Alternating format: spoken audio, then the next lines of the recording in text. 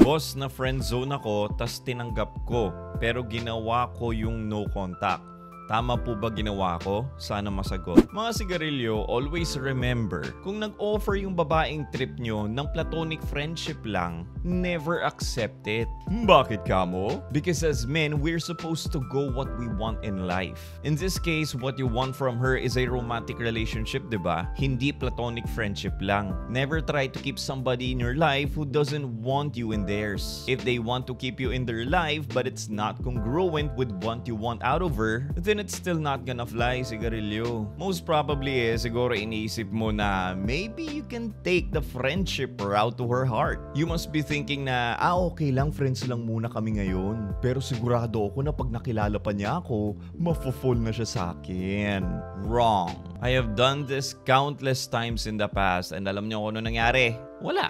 Kasi she treats me like a friend lang eh. And why is that? It's because I agreed with her with just being friends lang. I did not go for what I want, which is a romantic relationship with her. Okay, sige ngayon, you guys might be thinking, boss sweet, paano ba dapat ginawa ko? What you should have done sana nung nag-offer siya ng friendship sa'yo is say something in the lines of, I'm sorry but I'm just not interested in just being friends with you eh. What I want is something romantic. Pero just in case you change your mind down the line, and kung single pa ako, give me a call so we can plan something then. I gotta go now. Keep in touch. Tapos after this conversation, go no contact on her now 100%.